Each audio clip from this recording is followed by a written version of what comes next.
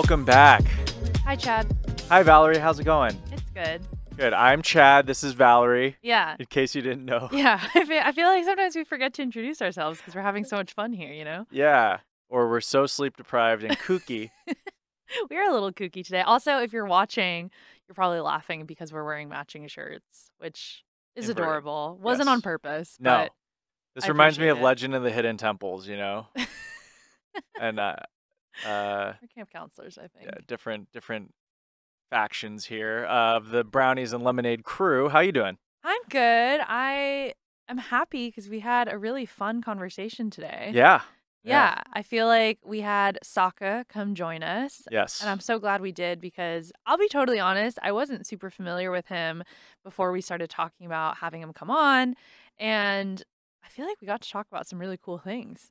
Yeah. We Yeah. covered a lot of bases here that I wanted to cover, you know. Yeah. With our guests, we like to get personal. We also like to talk about music like nerds. Of course. So there's plenty of that. Yeah. But he talked a lot about growing up in a different environment Mhm. as someone who was born in Hong Kong and grew up there, but Mhm. also lived in San Francisco and was an expat, American expat in Hong Kong. Yeah. Also, Went being- back and forth yeah. a lot as well, and how that has influenced his music taste as well, which Yes. is really cool. I always appreciate learning about where people come from, and especially when their perspectives are really different, because I feel like that's when you get the most interesting music. yeah, And I think that's definitely the case with him. 100%. Yeah. But it was great because, I mean, look, we can have guests like him kind of come in and just talk about music, and he breaks it down in this Which is very episode. interesting. The Yeah. music alone is very interesting. You Yeah. might have to Google a handful of the artists that he mentions, or add Yeah. them to Spotify because he goes pretty deep on a lot of his Underground. influences and stuff. Yeah. But also, hey, we chopped it up about anime and about kind of our experiences growing up here in California, Being Asian American. Yes. Yeah. Which I And- love and appreciate. Yeah, and it was great. And I really enjoy these kinds of episodes where we can kind of just get a little loose. Yeah, exactly. We're getting comfy. We're getting cozy. The less sleep we get, the better. The funnier we the are. funnier we I think I'm funny sometimes when I'm sleep deprived. But we'll have you guys be the judge on if it's funny or not. If it's not, don't say anything. yeah, the poll goes, yes, you're funny, and yes, you're funny. Those are the only two options. So just remember that. The second one. But yeah, this is our talk with Saka, and we hope you enjoy.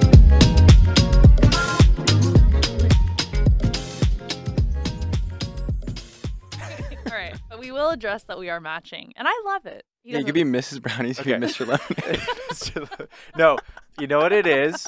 I got it. I figured out what it is. We both were summer camp counselors, but from different troops. Wait, were you really? No, that's what it looks like. Oh my God, I feel like I'm going crazy. This is a good way to start. Sorry. I'm Team Brownies. You're Team Lemonade. So we're both wearing the same shirt, Val and I, for those of you I not pick watching him on for my YouTube. team. You know what I'm saying? Wow. I think with Saka, you get a little bit more of that strength. Yeah, You know? did you ever play sports at all? I did, actually. I You played did. lacrosse. Lacrosse? There you go. How Okay. But horrible that's was speed that? and strength. Where was this, in high school? Yeah, this is in Virginia. Virginia, yeah. 'Cause- Oh. So I was going to say this because it is not Yeah. a very West Coast thing. No, it's No, not. It's very a East very Coast thing. Virginia No. thing. Actually, Yeah. the kids who played it on the West Coast were, like, cooler. They're, like, stoner kids who played Yeah. it in, like, Washington, I feel like. Yeah. Nice. And that's not the culture in Virginia. Is it's it like very serious? Yeah, it's very racist. I was the only Asian kid, like, I for believe that. sure. Yeah. It was, like, leagues of white boys with, like, lettuce. You know what I mean? The lettuce. Lettuce? Yeah. What does that mean? Literally this haircut now, honestly. I'm very befitting He was of my influenced lacrosse by it. Full profile. circle. He was Wow. influenced Yeah, by full it. circle. Very full fuck. circle of you. And I'm making dubstep now, so. Yeah. How far you've come. How far you've come. Pretty sure most of the people in the team probably went to like insurance or something. So Wow. Yeah. I mean, it is a cool sport, but it definitely, when you're when you're a Scary. West Coast boy like me, I just didn't grow up around it, so I still don't really understand it. Now, Yeah. there are schools that have programs. I know, like Harvard Westlake and Malibu, like they have lacrosse programs that. yeah, Look at people- you naming schools that have lacrosse programs. just the bougie. I know. white ones. Yeah, the bougie ones. Oh, I know all about the Yeah, CIF, Val. exactly. Yeah. Did you play sports, Val? I did, well, I danced growing up, and then I did track and field for a little bit. And I was pretty fast, honestly, but I could only do short distance sprinting. I can't do long distance. Yeah, short. Yeah. Definitely water polo or swimming is what you want to do. Those are the Yeah, kids that you were do cut. those? Yeah. Well, so I I went could to see you being a swimmer. no. No? I feel like you played sports. Basketball. Only basketball. Oh, Basketball. yeah. Yeah. I'm a hooper. Not in the water. I still hoop. I don't know if you know this, but Neither of us had anything to say about that. let me just We're go like, ahead and okay. crack a. Yeah, I hoop. Yeah, Yeah, ball's he hoops. life. Yeah, ball's life. No, I went to a very small private school in Calabasas. Mm-hmm. Very, That's bougie. very, of you. very. Yeah, Well, we the got tuition. Team SoCal, Team NorCal. Yeah. Team NorCal. Yeah. Yeah. Again, once We again, both we're on the transplanted same too, team. so Yeah. we're in the L actually. All right, keep going. Sorry. No, it's cool. We'll get to that. But Yeah, you counselors. Bayesians. That's what I told him I've on the never heard text. that I was like, before. Val's. He's like, oh, a Bayesian. I'm a Sick. fake Bayesian. I'm from Davis, so You're still we a talked about that. Bayesian. Thank you. Davis Thank you. Asians are Bayesians. I listen. Well, I was born in Vallejo. Oh, you're for So I sure. am- You I are am, Bayesian. like, You're Mac Vallejo is Dre. like peak. Yeah, It's I like am like peak peak Bayesian. Bay Area. Me and Mac Dre have so much in common, Yeah. obviously. So, What about you, Jen? What Blueface? what were you gonna say, Chad? Continue on. Sorry. Before I so rudely interrupted This you. is now you've set me up because this was not a very good thing I was about to say. I was going to say that the kids on the swim team in high school Oh no. were like a lot of them were really nerdy, Yeah. but that's that not was like the surprising. sport that they chose. But they were ripped, like they Oh, got yeah, ripped. like ripped so like nerds. the only kids that I saw that had like a 6 or 8 pack were like Swimmers. yeah, and I was like damn. You know, because like that was like the thing when you're in high school. You're like, man, if I got a 6-pack though, that's how you know you're in shape. You know, that was like the Really? 2000s when like everyone was about like you just had to have abs. Yeah. If you had abs, then you're everyone in was shape. skinny. Everyone was skinny in the 2000s. I was like, man, I should have joined the swim team. Like, Yeah. bro. Yeah. I feel like people are like way more in shape now. I, like, Yeah, see, now. everyone's like modded. Like Yeah. they like yeah. learn how to get ripped on TikTok, and then Yes, just like yeah. Well, you also spend a little too much time in LA. People just like look really different yeah, here. everyone's just like, No, but Val, they have all the tools now. We had none What? of the tools. yeah. What are tools? Like, Well, like- gym tools or plastic Yeah, surgery life tools? hacks, all of it, All of the supplements, above. The past everything. 4 or 5 years, in terms of information explosion, it's insane, and That's it's all true. condensed into the most simple, Yeah. That's true. into this most simple form. Oh, That's Like totally. late stage educational resources on Mhm. the internet. Mhm. Absolutely. Say more. I like that. You said that very well. I like that. No, but it's true because yeah, anything you want to do, anything Yeah. is optimized. What do you guys feel like you've learned in this age of optimized learning? Like I'm a boomer. I feel like I'm just like I feel like I That haven't is learned not true. You're anything. so There's- tapped in. I don't Yeah. know if it's tapped in or it's fried. Mm, And then the like friedness overwhelmed by contributes- information. Yeah, there's a lot. Well, That's like think true. about it, like anything, right? So, like for instance, okay, I'll say like something like Tetris, right? Like I'm really into Tetris. Yeah. This is well documented. Yeah. But there was like this classic Tetris gaming scene, and like it was mainly boomers. It was mainly like older dudes, Gen X guys who like played the original NES Tetris, and there was like a limit that you could get to physically by the game, and you would have to read books or like someone would tell you.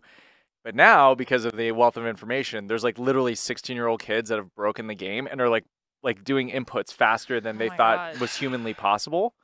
So like they're pushing it past like what people thought was possible by human Tetris beings, and it's gods just ever. information exchange. Wow. So yeah, so it's crazy. That's just one thing, but like you're saying, like with working out, like you can get the ultimate perfect form for Yeah. anything, supplements, Yeah. all of it. So I'm kind of jealous that kids have this much growing We're all up. but- tryhards. I'm like, dude, stop trying so hard. It's weird. Everyone needs to Calm relax. down. Yeah, I'm in my big relax era. Me too. So, I'm Can we trying just to- all fucking relax? Yeah, because it's crazy that these kids are like world champions and they're like 14. I'm like, dude, just like, I'm like, get a life. yeah, You're 14. It's just like go to the mall. Yeah, Go to the mall. We were wasting Have your away mom our drop lives you off at the at- mall. Go yeah, seriously, walk around like for 5 times around the Yeah, mall. go get a pretzel at the mall. I think I just wanted to Relax. be Danny Phantom and like hook up with Danny- Shigo when I was that age. Whoa, yeah, okay. Yeah, You know what that I was mean? a valid. Danny Phantom was like That was like a canon a experience. seminal Yeah, I thought he Sure. was figure. sick. I don't know. That's so Ben 10. funny. I don't know. Oh, I love I her. just want to give a proper intro to the homie Saka who showed up. Thank you for coming through. Yes. Well, we're feeling silly, and This you're is what kind of. happens when 3 Asians are on the podcast. That's right, I feel that's like right. We're always a little silly. I know when- Glenn when he came Yeah. in, we were just it was immediate Yeah. chopping it up, We're all just on the same vibe. immediate. Yeah. But yo, thanks for coming through. Especially And California Asians. Yeah. We're yes. supreme, honestly. Yes, we are We're the supreme. AAA. well, last time it was Get it, Asian American. see. And then A+. No, see, I see what's happening. You two are kind of, I get it now. Because this is what happened with me and Glenn. We start talking about LA and we're like, yeah. And then Val was kind of over here. We got camaraderie. It's this seat. Yeah. It's like this seat. I'm over here on the left. Just leave, actually. Just get up and go. Oh my God. No, but we're happy to have you. Yeah. I'm excited to talk to you because I feel like there's so many fun things. We've already talked about a couple of them. Yeah. So maybe take us back to the beginning of time. Where were you actually born and where did you grow up? Because we've now placed you in Virginia and the Bay Area at some point. Yeah, I was born in Hong Kong. Okay. And then I grew up there, and that was like my main experience. So how old? I was about 4 when I first left. So I was the only kid out of all my siblings to be born in Hong Kong. Okay. So my parents weren't, they were in the Bay at first. My dad's like, holy shit, I got a 3rd kid. I have to go.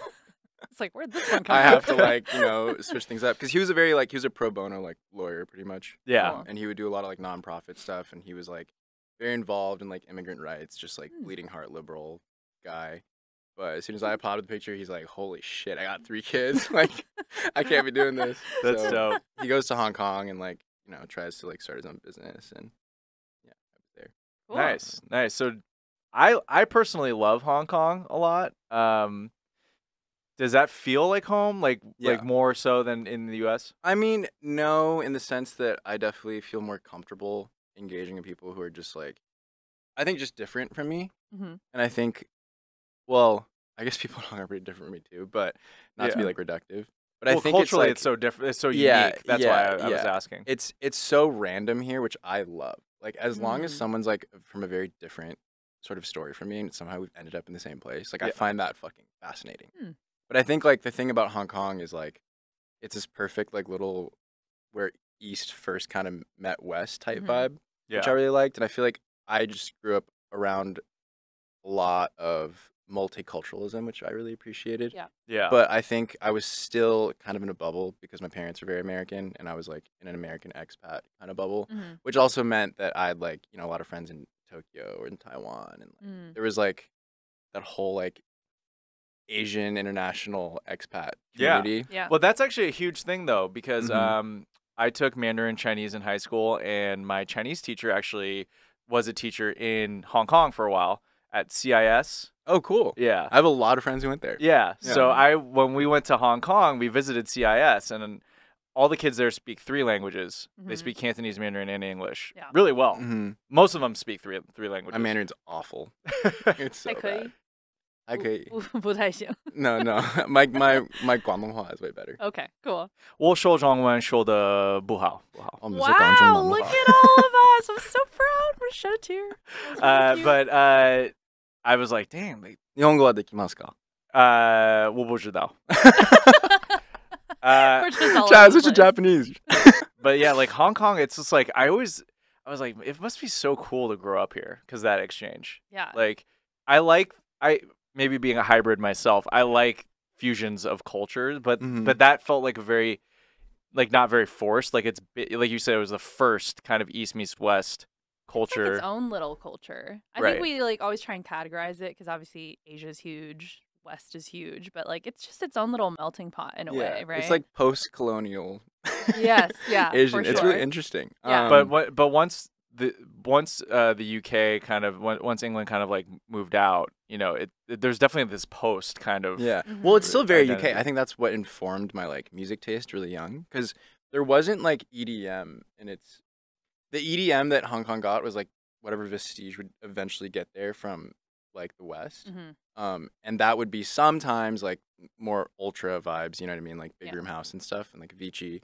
But I think a lot of it was also like really cutty soundboy, like jungle and shit. And like I remember being like 14 and going to like this club called XXX, and I was 14, so I was very I was definitely underage, but it was called XXX, and they would like hire like when I first met Gove from Ivy Lab, he goes by Saber.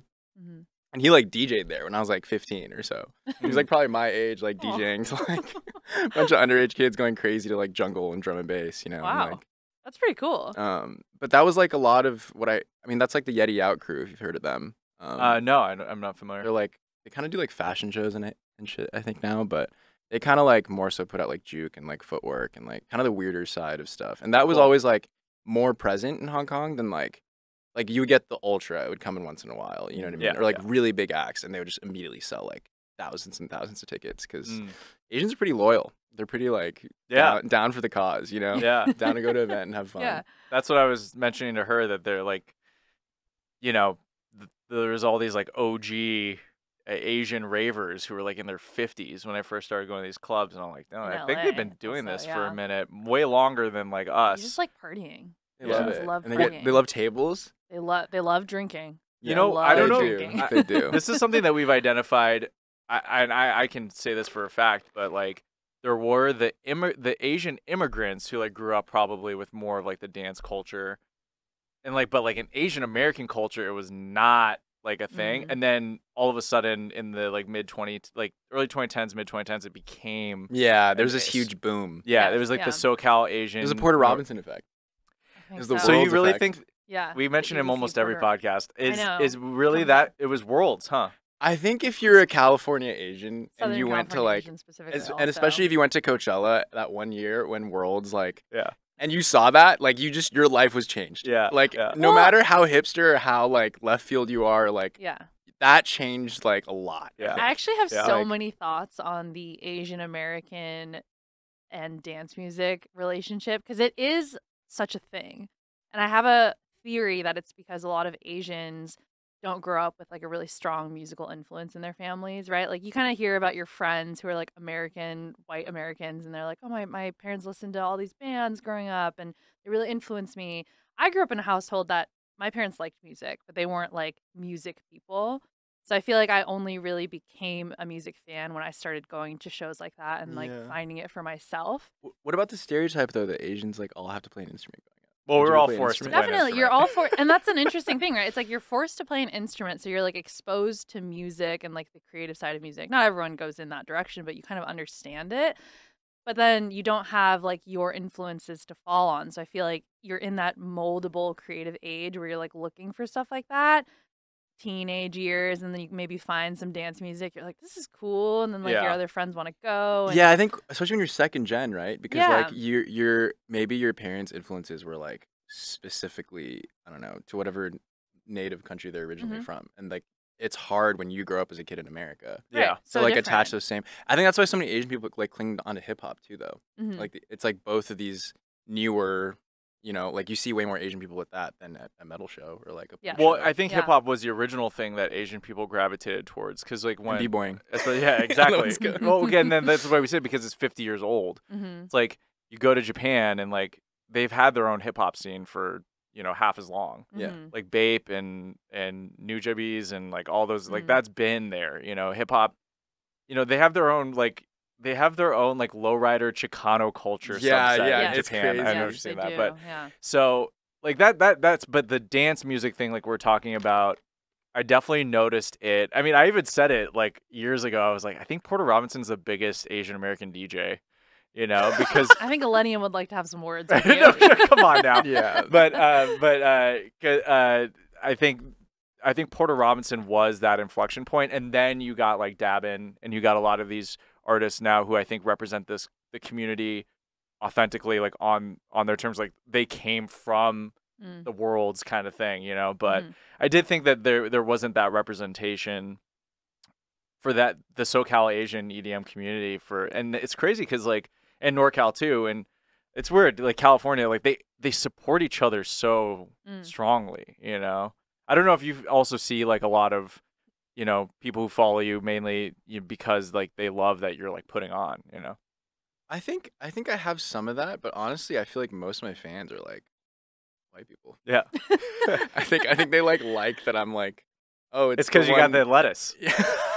You see the lax flow, like this guy gets it. Oh my god! I just tried to dip snap, by the way. Yeah, that was cool. what that That was was. good. Didn't That really wasn't get all the way that there, wasn't but it. we That was saw good. it. We Yeah. saw Oh, it. there we go. There we go. Oh, I got Oh, it. There we Did go. we get that on camera? Okay, all right. Wait. We got a little off track because I still want to know more about your. We went so off track. We went so Actually, off track. I love it. I never said that when I was 4, I went back to the Bay. That's what I was. Yeah. Oh, 4, I- okay. Well, that's what I was going to ask But you then you about, went back 'cause- and forth? Yeah, so I went back and Yeah. forth. So Mhm. yeah, family situation was kind of. I was in the Bay during summers, and then I would go Mhm. back to Hong Kong, and then SARS happened. I was in the Bay again for a couple of years, and then I was Got in it. Hong Kong. Okay. So I was kind of like But at that age, I hated Hong Kong. I Mm. remember because I was just like, I think America to me at the time, especially growing up as a kid, it just represented like so much more freedom to do what I wanted. Mm. And I guess like I was such like a city kid in Hong Kong where it was like I didn't. There was just so much pressure. It's very different. I feel like my Bay Area friends growing up, they were like skaters and like smoked weed and like just hung out. You know what I mean? There was no like pressure to be anything. And in Hong Kong, it was like so much. It was like a tiny village of like being perceived for me. I was Yeah. like, Mm. fuck, like I gotta make sure I'm doing this right, because like otherwise my parent, like it was such a parental like back and forth and like not. I didn't feel very free at the time.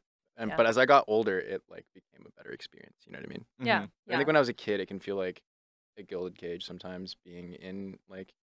I just this is just like my take on East Asian Yeah. culture. I think a lot of it is very repressive. I think For it can sure. it can really like, and I think that kind of ties into your point about Yeah. like why we like electronic music so much. Yes. It's this new thing, and like it's so new that like I think it represents like a shift away from like traditionality maybe. Mhm, mhm. And that's kind of what, I don't know. It's a good and bad thing, right? Because you have like generations of like people who are really fucking good at one thing, just passing it down over and over again, and it Mhm. results in like, it's great for society, but like for the individual, it's kind of like I don't think I could ever do this if I wasn't Americanized too, or Yeah. like want to do this even in my life. It's like Yeah. I'm gonna be making sounds in Ableton that I think sound cool, and then I'm like, cool, I'm gonna try Yeah. and make this a job. Like, No, 100%. I it's feel pretty like fucking random. I would Yeah. assume also that you having both of those experiences made you appreciate this side even more. 'Cause Yeah. you saw how it could be. You're like, I could be, chained to a desk Yeah, doing homework yeah. all the time, or I could be diddling around on my computer and Yeah. making fun sounds. Yeah. So when did that, because it sounds like you were already exposed to music pretty early on. Like if you were clubbing at 14, how did that also, like, how did you find the music? I Was feel it, like- was it your parents or was it your friends? Well, my parents are definitely really into music. My dad Yeah. was very into like the Beatles and like just a lot of like more classic Mhm. rock. And he was kind of a hippie in certain ways, because I mean, dude is a very liberal guy, so it makes sense. It's all like on brand. Yeah. My mom, she was always a singer, so she was, Oh, like, cool. when she was in San Francisco, she would like sing at bars, and like I think she went on tour once actually. What kind of singing? Mostly like old Taiwanese, like, Wow. yeah. That's awesome. And That's she knows so a few cool. Japanese ones too from my grandma, so Yeah. it's a cool, like, I don't know. She's amazing. Yeah. She's honestly like, So you're mixed? yeah. Cute. That's Just a awesome. quarter, but Quarter. yeah. Hey, Yeah. I'm like, you guys had me. I'm your baby. It's like we're well, there's a little bit no of white though. there's a little white in here in there. No that's white. that's the Hong Kong part. But I feel like a lot of people in Hong Kong are. Like, I feel like that Yeah. was like Oh yeah. so normal there, and I feel like I actually felt more normal about it when I was in Hong Kong. People in like America just Mm. wouldn't get it. They'd be like, "Oh, you're Asian," Yeah, yeah. and that You're was like, just Oh, so most of yeah, the people I met but- from Hong Kong, especially the expats, were Hapa. yeah, They're yeah. mixed. Yeah, So so I many, mean, so many mixed friends.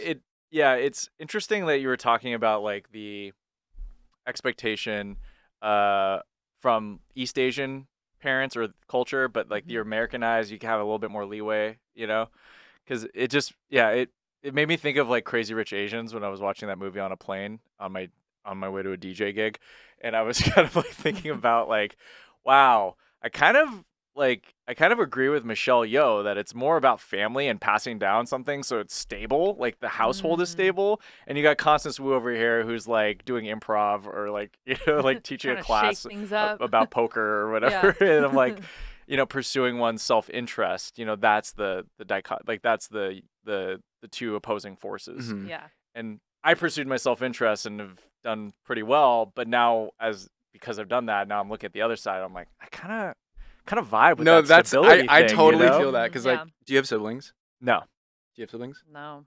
I've like a bunch of older sisters. Yeah. But my oldest sister is like, she fucking nailed everything. You know what I She's mean? the like stable, varsity older, athlete, well, like that's went very to older like, sibling of her. yeah, just like is killing it, like Yeah. PR director, and like I'm like, woo. Whoa. It's definitely like a range, you know what I Yeah. mean? Yeah. Yeah. Yeah. So how did because it sounds like your parents are pretty creatively minded and like Mhm. open to something like you pursuing a music career. No, No? not Okay. not originally. I Yeah. mean, I would say that like it's been a constant foot in the door, and then I just Yeah. have pushed the barometer. Well, I didn't even know for myself Yeah. for a long time because I Right. I think I was scared to like jump into it, Mhm. because I think I wanted to be. There's a part of me that's very practical for sure. Yeah. Part of it is also like I didn't want to fail.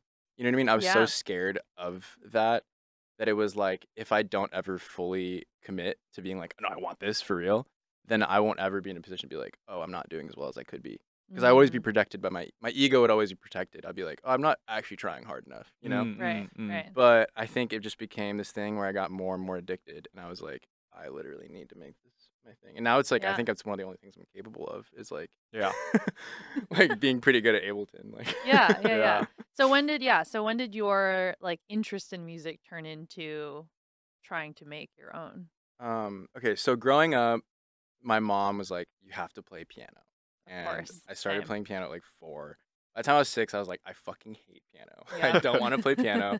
My mom's like, okay, you can switch instruments. And I'm like, okay, what are my options? She's like, Violin. flute, violin, and she's like, or you could do saxophone. And I was Oh. like, oh, I'm for sure Saxophone doing for saxophone sure. out of those options. So that was like I was definitely very much so like pushed to like excel at that Yeah. by my mom because I think she just wanted me to like have a Yeah. lexicon of musicality. Yeah. But when it came like to being an adult and like making beats and like DJing in college, Mm. she was just like, what is this? Like, not that she didn't support me, but she was just like, oh, this is like a fun thing you're doing. Yeah. Yeah. And then when I started working in tech, I was like, hey, I don't think I like this. And they're like, Mm. what? Like, your whole Yeah. life we've been like trying to get you to like Yes. figure out something so you Yeah. can just like survive. You know what I mean? And Yeah. like, Yeah. I think for an Asian parent, especially when they're like, my mom is more so first gen. My dad is like, my dad's side of the family has like been in America forever. Mm. But for my mom, she's a little more traditional. I think she was like,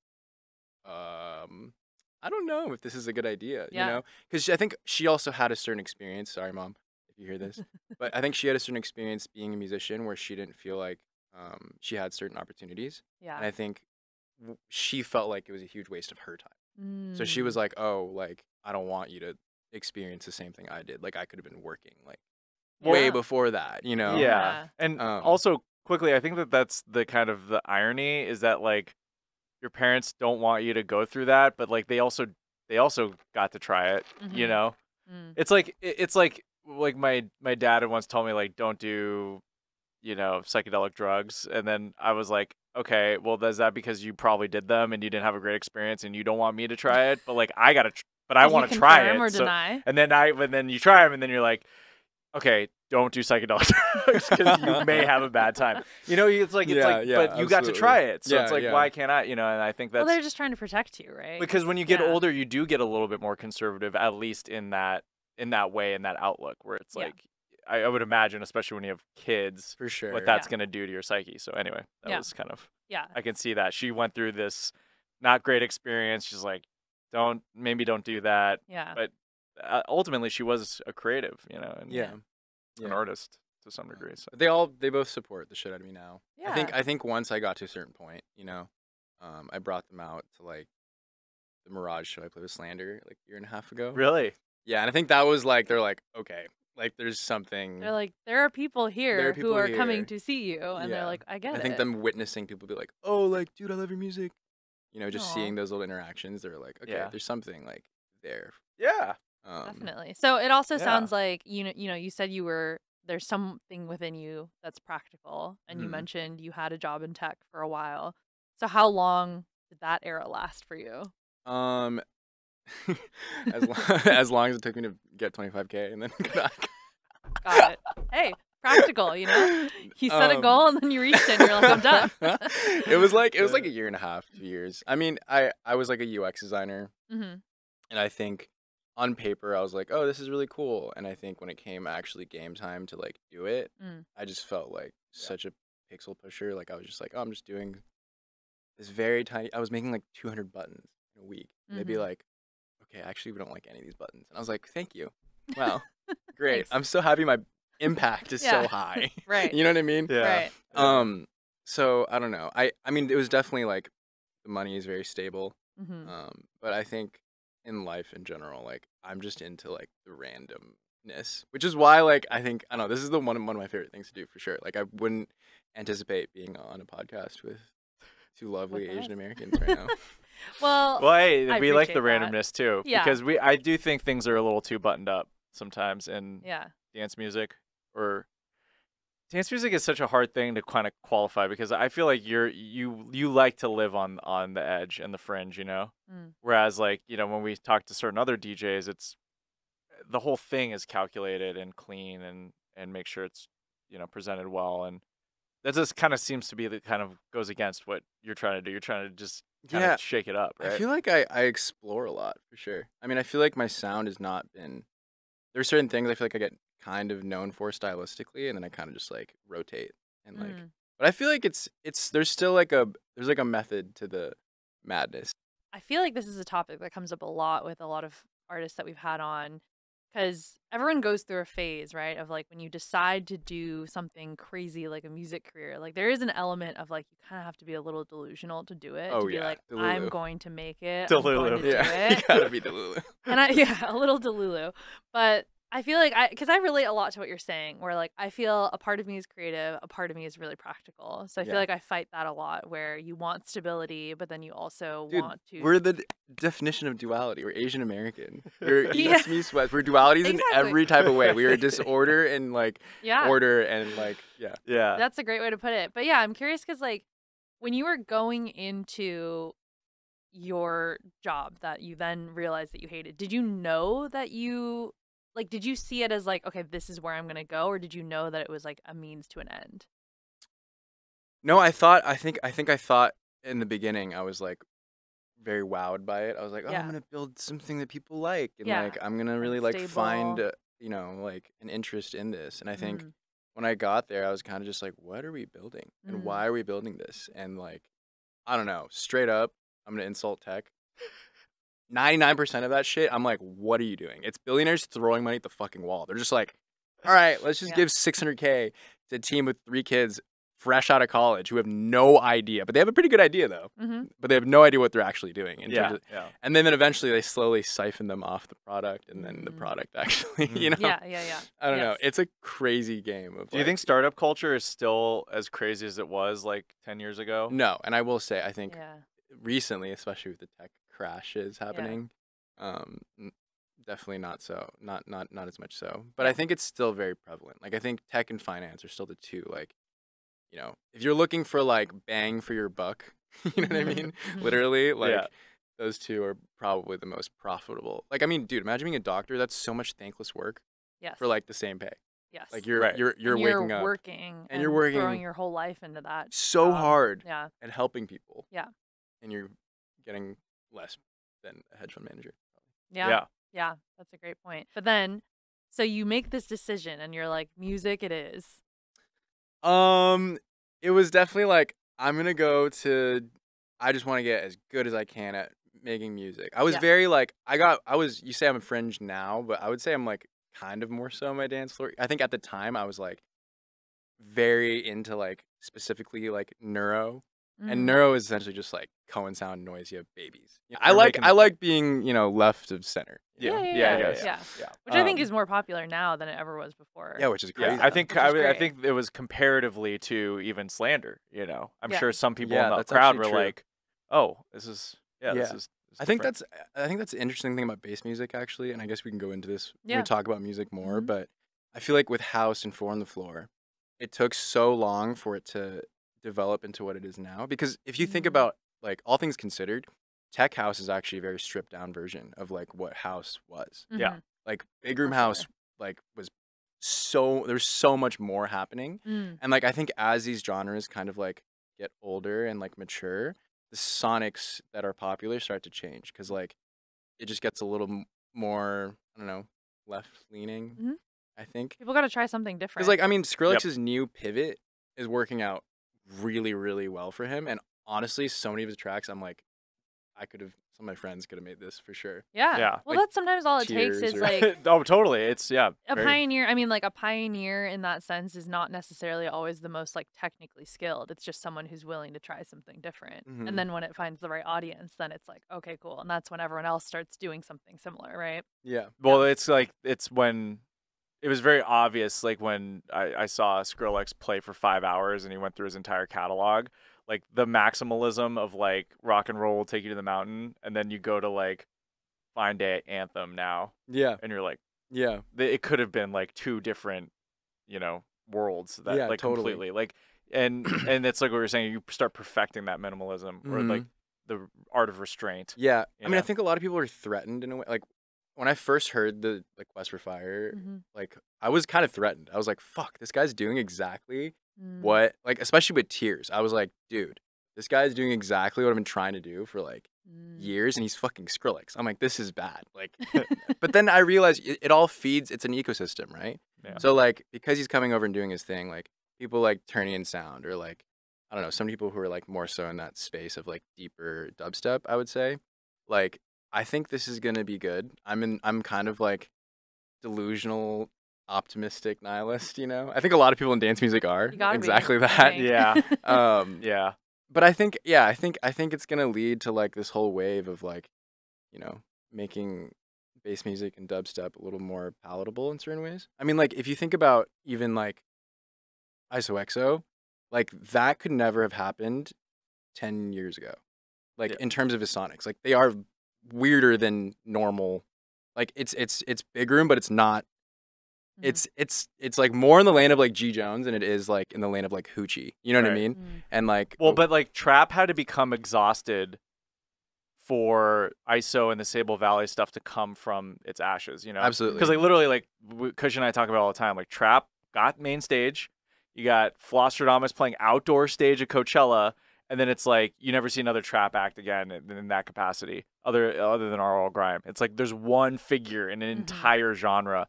And now it's coming back because it exhausted itself. People moved away from it. Now from it, you're getting kids who are going to be like, well, I'm going to apply like a new, approach to this. Yeah. And then that becomes the model that which everyone follows after. Which I feel like is happening with like, Tear Out and Rhythm kind of. Like I still think there's an ecosystem there.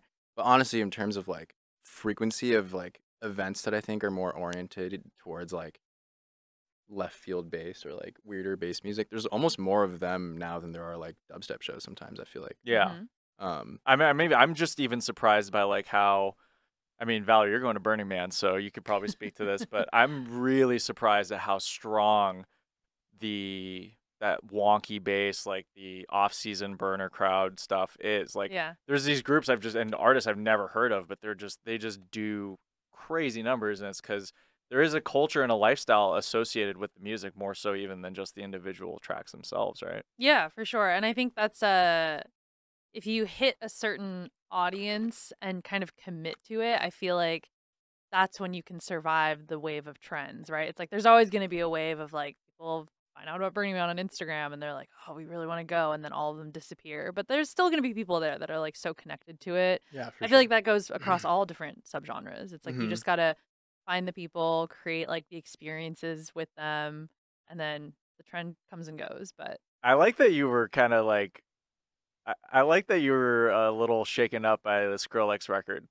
because it's an interesting way. I don't know. I totally understand what you're saying because it's like you work on something and then example is like a friend of mine is one of the most amazing artists, and he's been working on this like stripped down like VHS late night television kind of like 80s Justice sound. And then The Weeknd came out with Blinding Lights and After Hours, and he was like, bro, are you freaking kidding me? And then there's part of it where it's like, well, maybe this will be good for me in the long run, because now this has opened this up to so many people who are right, aware. because then it's like the perspective you could take is, well, the exposure is there. People probably listening to The Weeknd or Skrillex have never heard that sound before, and they're like, whoa, this is really cool. And then they find your sound, and they're like, whoa, this is really cool too. So, but I was just digging on SoundCloud yesterday, and I just heard a ton of these, like you're saying, these deeper dubstep tracks now where I'm like, oh, okay, this was not a coincidence. This happened like in the last 6 months. Yeah. So you're saying that like this is like kind of like the byproduct of that you think that might be a net positive because the pool has widened and there's more people? Or yeah, I mean, I haven't even like really put out that much music this year. That was like very like I think there are times where I'm like, okay, I'm gonna buckle down, I'm gonna make a fucking anthem. You know what I mean? Mm-hmm. And not necessarily that I haven't done that this year, but I haven't tried to as much. I've been Mhm. just like making shit I like and kind of like in relax mode, honestly. And I think it's like Relax working mode. better in certain ways, and maybe that's just because of that energy of like, you know, just caring about my health honestly first. Yeah. And what that means. But also I think honestly just like Skrillex and Fortet like dropping shit that sounds like or is my music. You know what I mean? Like I mean their track lists in general, like that Sicaria, like Peekaboo, Skrillex back to back. They're dropping like kids like Torcha, and like the kid is like he's got like 2K on SoundCloud. You know what I mean? Like Yeah. but it's like he's getting played out with like Skrillex and you know what I mean? Like hanging out in London, like I don't Yeah. know. Like I think they're clearly listening to like what the underground like bass scene is doing, and like they're like, yeah, you know what? This shit is banging. This is the new thing, you know? Yeah. It's a lot, but it's a lot of people who've been doing it for a long time, I think. Like it's been its own ecosystem forever, but now it's finally like, I mean, you see like Lab Group at EDC, you know what I mean, or like Of the Trees, like selling out Red Rocks in like a day, like.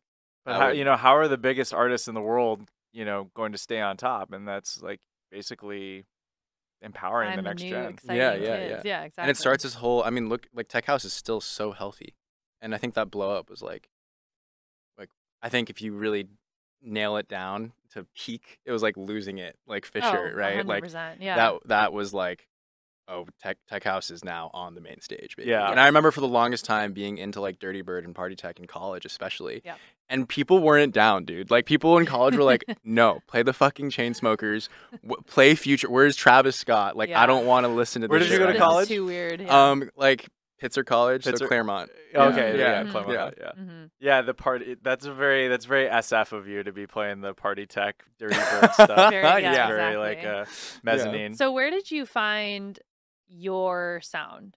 Like when did you start figuring out that this kind of like left field bass was? I mean, honestly, there's a part of me that just thinks like all these cats in Europe who are making 140 and like drum and bass, I just think they got it. Like I think there's something magical about like so okay, I would say I started off with this journey honestly because of Cohen sound. Mhm. Like I feel like I was just such a dork that Neuro was like amazing to me, and like there's this forum called Neurohop Forum and so many different producers who are like I think Chi was on it and all these other kids on Upscale, so like Frequent, Hudson Lee, like these are all like very like cutty names sort of. Or have you ever heard of like Alan Moore? Not the writer. No, he's Not it's like the guy who wrote Watchmen. ALONMOR, but he would put up these like crazy cinematic like sound design like blow up songs on SoundCloud, and they were like fucking crazy, but just like so like deep, like incel level, like Oh God. levels of production. Like Yeah. I'm not even close to that level now. You know what I mean? Like Yeah. and I think that was like my first foray into like hearing Noisia, you know, or like Ivy Lab, and I think that was like my like, oh shit, this is like a whole other world. You like 'Cause Burial?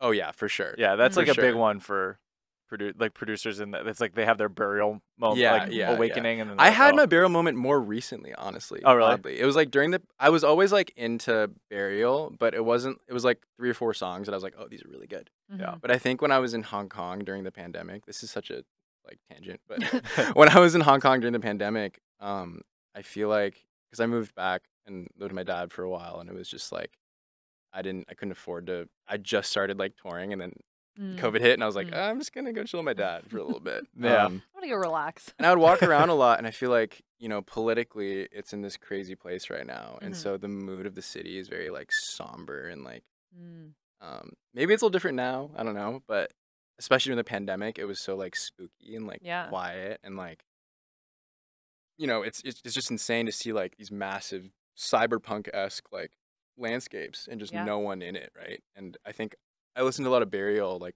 just on my AirPods walking around, and it's so safe. Like 4 a.m, I'd just be like walking around and like really like taking it all in. And even though it's not London, you know, like what Burial's inspired by, I feel like I really tapped into like, because there's also really like beautiful, like nature in Hong Kong, and it's this weird like duality. We keep going back to duality, but like it's like industrial and like organic, and like I feel like This is such a huge tangent. I'm sorry. No, the architecture Keep complements going. the landscape. You know, Yeah. Causeway Bay, or like Yeah, I took like a ferry around the. It's like eco like architecture. I don't know. Mhm. It's Yeah. like you walk into a mall. There's a massive tree in the middle. Like, Yeah. Yeah, well, that's isn't- also very feng shui, or like there's a lot Mhm. of like architectural. You know, there's a lot Yeah. of thought behind all I of it. love like seeing that duality. So like a lot of my music, I feel like I try to have like these organic, very musical soundscapes, and then like I don't know, like a neuro, like heavier drop, for example. Mm.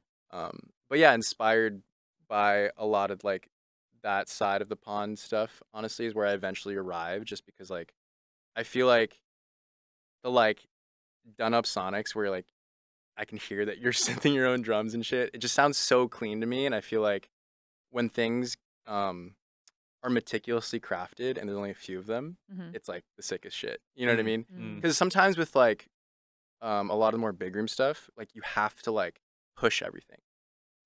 Where like every sound is kind of like it's kind of like in pop music when people go up to their head voice Mm. and they're like just fucking wailing out like a great, chorus, but I feel like that energy sometimes is not like I'm kind of like into like a Tribe Called Quest, you know what I mean? Yeah. Or like Mac Miller. It's like flow, it's yeah. like more flow and like swag than it is like I'm gonna let's fucking go, Yeah. which I definitely like moments like that during Yes, when I yeah. play, but like in general I like the swaggy like deeper Mhm. shit, and I feel like I don't know, a lot of the Euros get it, unfortunately. I wish they didn't. You wish they Wait, did why it. do you Hate say European that? people. Oh my god. Hot takes. That's good. We're gonna clip that one. Fucking Well, colonizers. I mean, that's not. See, that's a real. That's a real hot you're take really right there. definitely They're from good at Hong music Kong. though. Yeah, they're good at music. Especially when they're from Bristol, dude. What is going on? Like I know. Well, Yeah. that is the thing. I mean, we owe so much of electronic music, but just like a lot of great stuff to Europe, and the UK especially though is just Yeah. always on. They're on it, and then they never compromise from like the it. Like they're really good at like maintaining restraint without like you're saying like going huge. yeah. Mhm. Like the for American sure. thing is like huge is like the result. That's the That's goal. always been American culture. Yeah. though. That's my issue with the European. Okay, so I love production level with European people. No creativity. No offense. No offense. But Ah. so much of drum and bass, same fucking logo, some fucking like some ridiculous name. I'm like, your name is Angle or like Protractor. I'm like, dude, no one knows what this fucking means. And it's all like the most non-musical, technically perfect drum and bass I've ever heard. It's like loincloth, perfectly mixed down, like, wow, you spent 3 months in the song. And it is useless. It doesn't tell me anything about you. There is Wow. no Right. story at all. Right. I will say that's one thing about Europe where it's weak. But like America, it's like it's almost like too much of like do your thing. You know what I mean? Yeah. Mm. Well, It's we're like all main no characters. rules. you Yeah, know? everyone's like, Yes. yeah, but I make this bad because I'm just cool, and this is like this is experimental. It's just where you don't get it. You know what I mean? Yeah. You can always kind of be like, Yeah. oh, you just don't get it. It's just, again, But with yeah. Europe, it's like, hey man, here are these massive drum and bass label empires. If you don't, if I this feel like there's boomer guy, rules. yeah, There's if this rules. boomer guy Definitely doesn't like your rules. shit, Yeah. good luck. You know, Yeah. you can't. You have There's to no earn their wiggle respect room. to Yeah. enter into the halls of drum and bass. You know what I mean? Like, That was It's good. so true. That's good. I like that's a very nice take on that. so I've come here to Americanize it, make it terrible. Oh my god. No, I like to say it's like it's reverse colonization because Yeah. I'm from Hong Kong, so it's Hong Kong dubstep and drum and bass now. It's Hong Kong good. garage. That's what you we know? You got to need, take it back. really. We Actually, need it's to- Hong Kong garage. We actually a garage first. Oh yeah. Because Paradise Garage, Okay. like back in the day, like Juan act, like the Yeah. first like techno acts, like Paradise Garage. That's where garage came from. Uh-huh. And they fucking took it and they're like, oh, UK garage. It's like, no, that shit's Wrong. ours. Damn, this is a little history We're taking right here. it back. Okay. I appreciate cool. the I'm from history Hong lesson Kong, right and I'm here to rebuild the railroad in the Someone's drum and gotta bass. be loud and proud about it. Oh my This god. dude is rebuilding the railroad. I love it. This is hot. I like it. It's a hot take. You know, it's Spicy. funny also that when we're on this subject, like, I don't know if you heard of the K-pop group New Jeans. Yeah, Okay. I love them. Chad. Okay. Well, all right. Sorry. Who hasn't heard of New Jeans? Okay. Well, obviously the EP that they just, I feel like EP is just like a funny word to put on anything right now because like all the songs are like 2 minutes long. Mhm. One of them's 30 seconds, which is hilarious.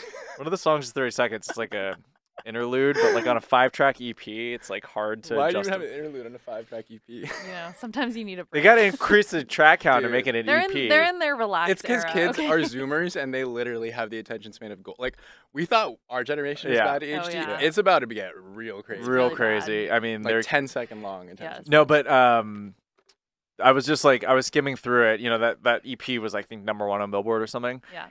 Dude, like 4 of the songs sound like old school PlayStation Yes. 1 menu music, Yes. garage and breaks. 100%. And A then la one of the Caliber. songs is a Jersey Club like Yes. reappropriation. Wait, is there a track that's like straight up drum and bass? For one of Yes, them? I think I don't know if it's like drum and bass tempo, but it's like Oh my! I was maybe so an shocked. amen I break. walked into some random shop in like Santa Fe last week, and they're playing like a Korean girl singing drum and bass, and I was just like, "What the You're fuck like, is where happening?" am I? Like- What's happening? yeah, It's that reverse colonization, you know, Yeah. working No, in it's effect true. right there. It- Go it- New Jeans. but like culture is just it's so interesting. Like I've said this to Val, you know, we're getting to a point because culture. I believe this, and a lot of people like Mark Fisher and Adam Curtis, like a lot of people talk about culture being finite. You know, like there's only a certain amount of things that we can Yeah. do at a certain point. And I just feel like we're getting to the point now where we've reached it. Like it's there. Yeah. So now we're just rearranging the parts. I think I'll yeah. take a little bit of K-pop with Oh, some yeah. of my Jersey Club and like a little bit of this like UK spice and okay, throw it in a Powerpuff pot. Girls on Yes. the album cover and boom, New Jeans. I think Number we've not one. only reached it, but we're now recycling the reaching point, Oh, which yeah, is we're- why we're past the cycling point, because it's yeah. always been cyclical, but Right, now we're right. cycling even faster than we used to. But like so- even like them using Powerpuff Girls as the imagery is like the perfect cherry on top, where it's like Yeah. it had to be an IP that like people understood. It's like and it wasn't manufactured. that long ago. No. that was. But like now new. there's been I'm not even Well- kidding. There's been 2 Powerpuff Girls reboots now. You know what I'm saying? Like we're at that point. God, really? That's a lot. Yeah, there was a movie and there's definitely a new series that I'm sure none of us have watched. Mhm. But But nostalgic because we're like scared. We're like, holy shit, the climate is exploding before. Let's just. And people's attention spans are so low that you can't really bank on trying something new. It's and people crazy because caring it's like enough. the more old and corny you kind of like. If I made a Backstreet Boys edit right now, pop off. You know Oh, what I mean? 100%. Like Yeah. the more you aim for that, like. But I think it's kind of cute in a way. no, Like, I mean think- like there's nothing wrong about things being derivative and being I for actually hate it. that's what I was getting at. This is what I was Like, going to honest ask you hot about. takes. See, I was getting to something. Podcast host.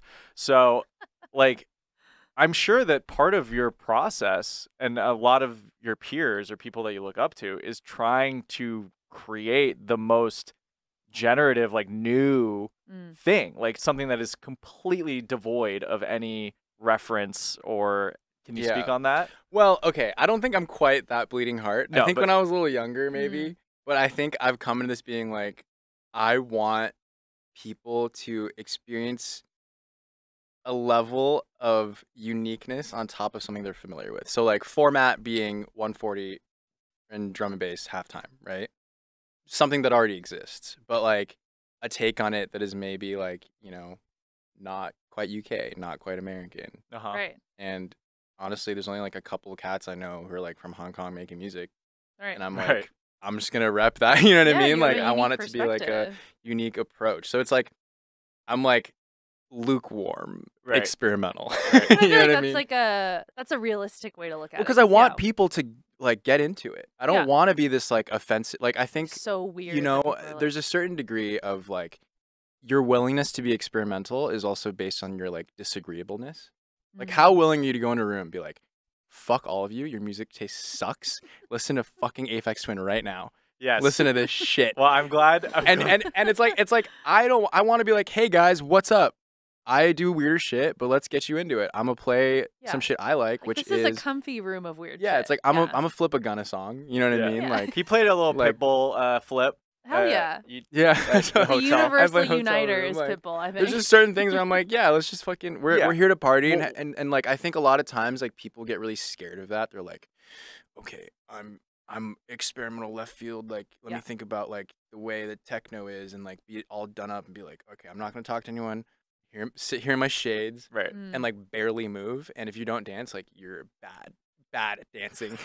You're bad at consuming dance floor culture. Damn. I'm like, dude, have you been to a hip hop? Go to a hip hop show. They're fucking up there being like, 1, 2, 3, let's go. Like the same shit that like, you know what I mean? Like, but also you go to a hip hop show, and depending on what show it is, like most people don't move until the headliner comes on. that's also you know? true. That's So- very true. And You're that was lucky. something I learned with rap shows and why we kind of moved. We used to do more hip hop shows and rap shows, but like we Really kind of under Brownies Lemonade? yeah, Wow. it actually started out as more hip hop. No way. Yeah. I had no idea about that. Yeah, that was kind of when Kush and Jose and the group started. It was more like a mixture, but very much more hip hop leaning. But you know, it's just different. Like I'm glad going back to what you're saying. I'm really glad that you mentioned this about artists wanting it on their terms, you know, but like playing to bigger audiences or whatever. Because there's been a lot of discourse about this recently, and I think you'd be a good person to weigh in on it because you open for Slander at Mirage. I'm sure you're going to play some things that are a little maybe left of center, but it seems like you have a good understanding of the balance.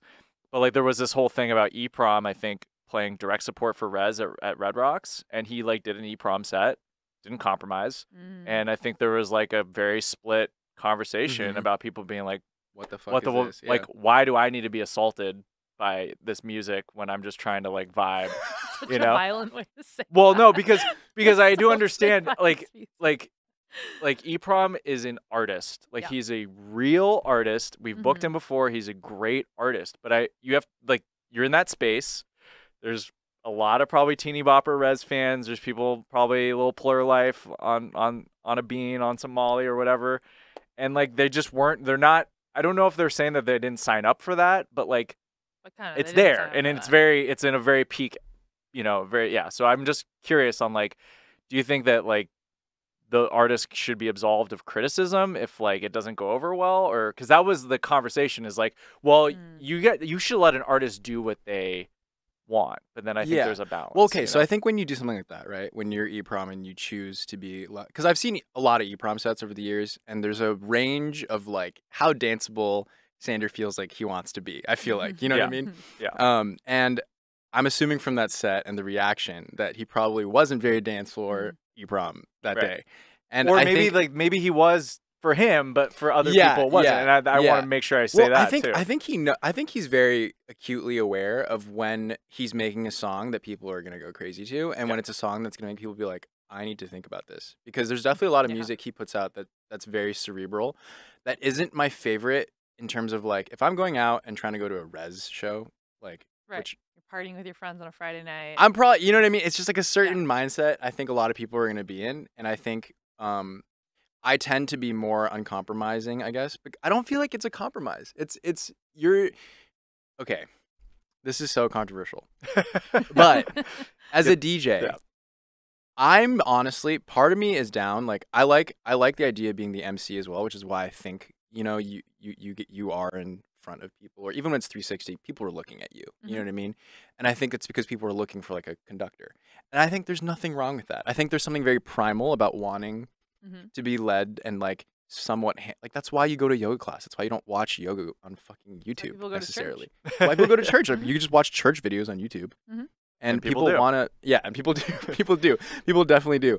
But I think like, not that they should be absolved of criticism. I think that he doesn't give a shit, and like the fact that people are saying that is actually kind of good in a way, because it means that he's doing his thing.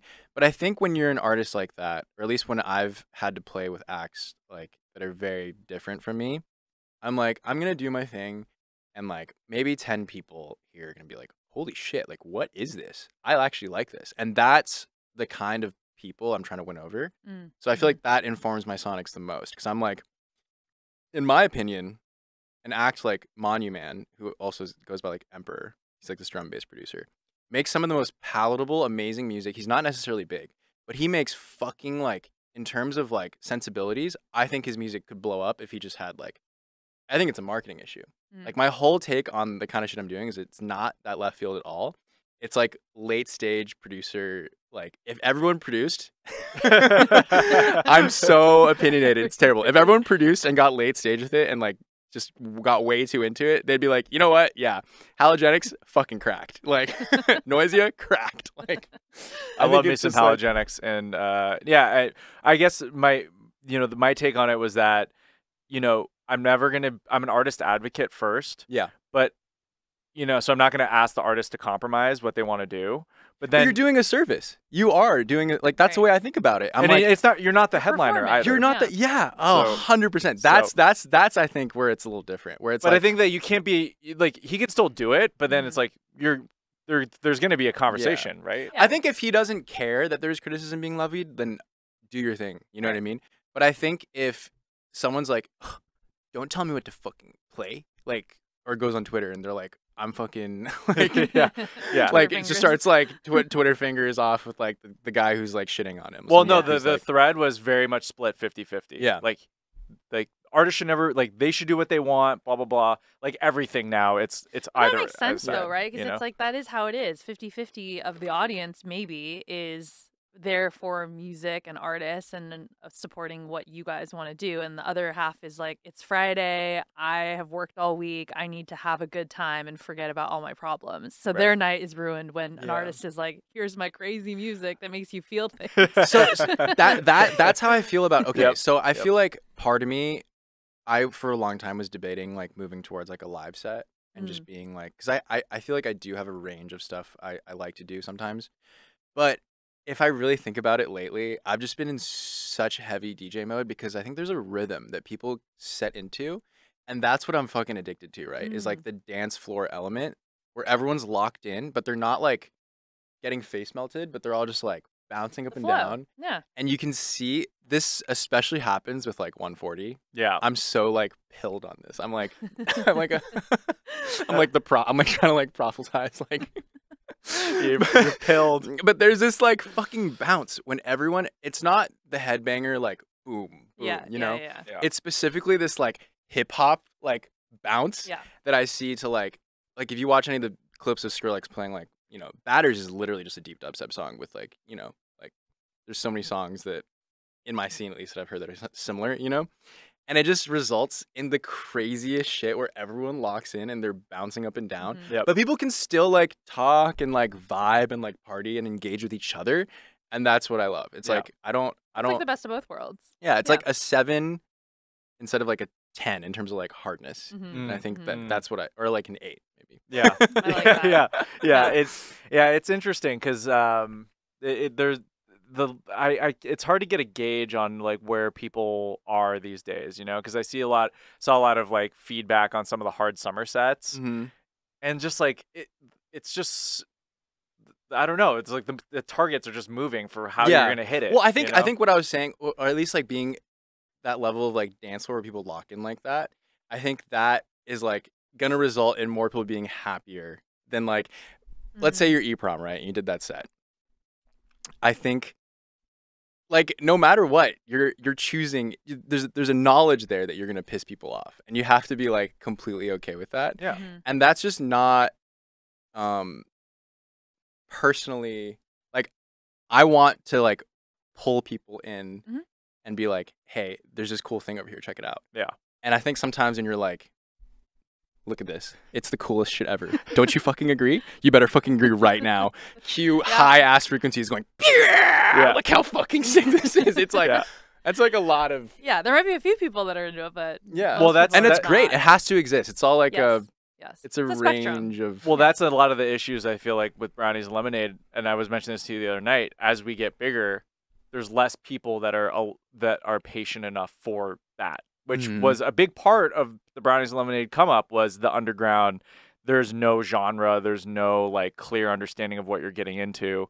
But as we've grown, as the audiences have changed, you have to be extremely deliberate about what is happening. Well, because people like, no matter what it is, I think the Brownies crowd is one of the best crowds I've played for personally. Because I think when you lock into a certain tempo and the dance floor is connected to you, and you're just so there's like this like it's like I don't know, this is explicit, but it's very like it's almost like sexual, oddly, where it's like Yeah. you lock into each other. You know what I mean? Mhm. And I feel like when you're doing a live set, sometimes, no offense to my friends who do live sets, like they're fucking phenomenal in terms of like effort and like audio visual, like just all these things coming together. But it's very like rehearsed, right? When you're DJing, it's like let's get this in the moment. Let's fucking like, I'm gonna see what you're vibing with, and I'm gonna throw this in or like tease little things. Yeah. And like you can do that with a live set, but generally speaking, if you have like time coded visuals, you're not doing that. You're like sticking to your guns and like trying to nail the performance, nailing this like, and it's hard for people to lock in. They're like watching a movie instead. They're like.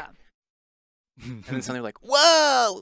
Well, yeah, because then they're back to like you're appreciating the performance rather than involved. Like what you're saying, like DJing is a very like involved. Yeah, and more so, I want to be like your friend who's like, instead of like, 'cause I don't think I'm like, I'm honestly not like this like bleeding heart, like tried and true, like I'm gonna stand here on the like brink of art and tell you the next, you know what I mean? Like I just am not, I don't have that level of pretension anymore. I'm like too old for that shit. I'm like, dude, I'm just gonna play some Hong Kong dubstep. We're gonna vibe out, smoke some weed, like fuck it. I like that though, because I feel like from what you've said over this past hour or so, it sounds like that's exactly your approach, which allows people to join you and like be a fan of what you're doing. Because like you're just like, I know my background, my influences, and it might be different from yours, but like I want to share it with you. I want to welcome you in. And I feel like that's like that's a powerful thing for people to associate with, even if they don't have any of the similarities to you. So I appreciate that. And then actually, speaking of that, I do want to talk about your music because there is new music that just came out as well.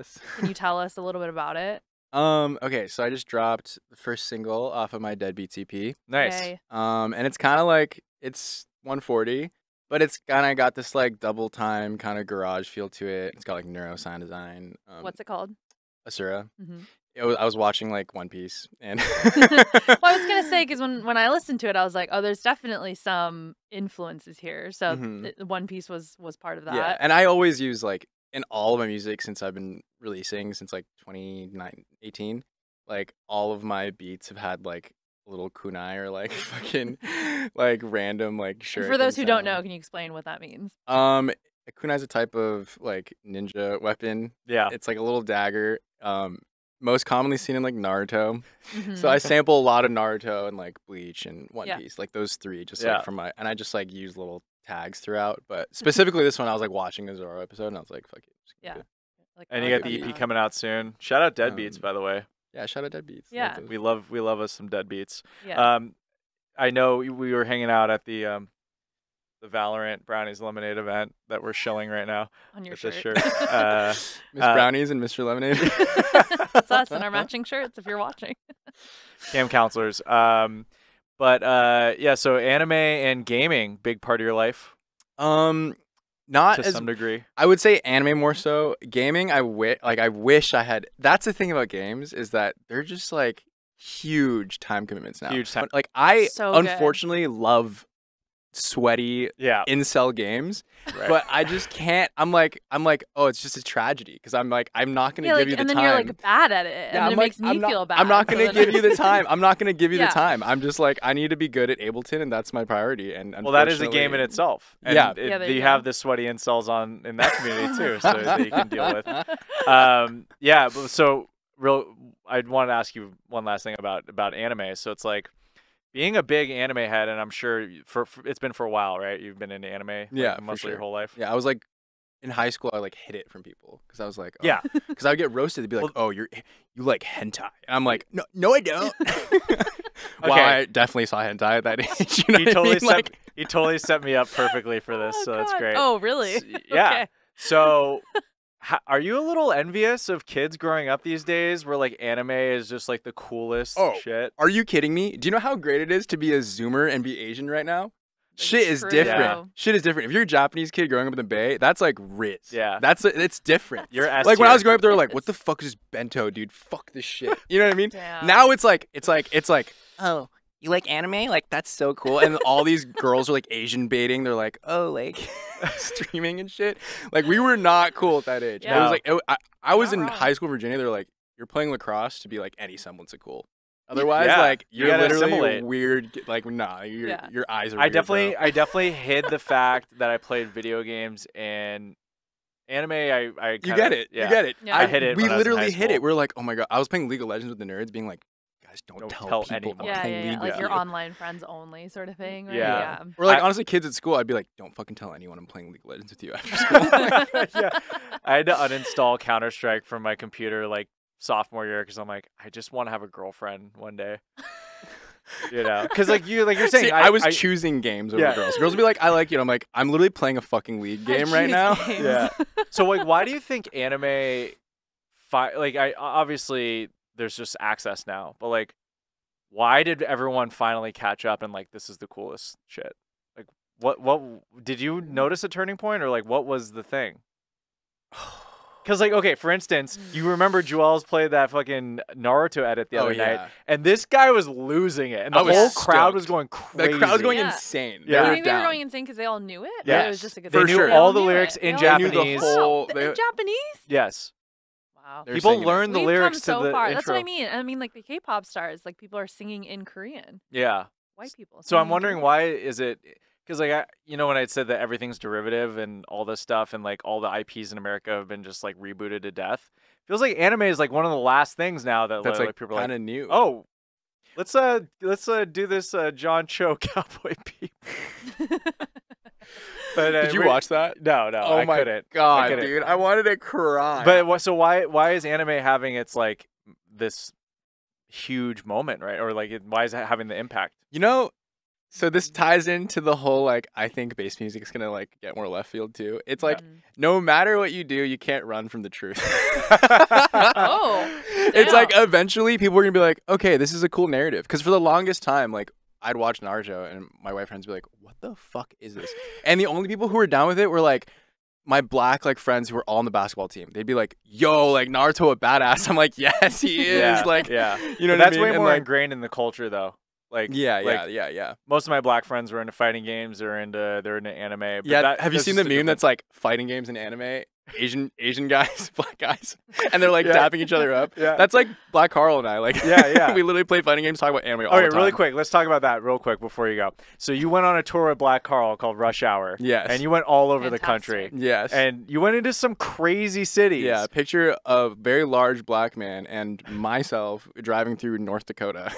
Dude. Wow. So tell us about just like one crazy story before you go from that tour. What was that like? Okay, I got two weird ones. Okay. I just want to keep talking, guys. It's so fun. I know. We will have to bring you back for part 2. Okay. Omaha was kind of weird. There was like 60 or 70 people at the show total.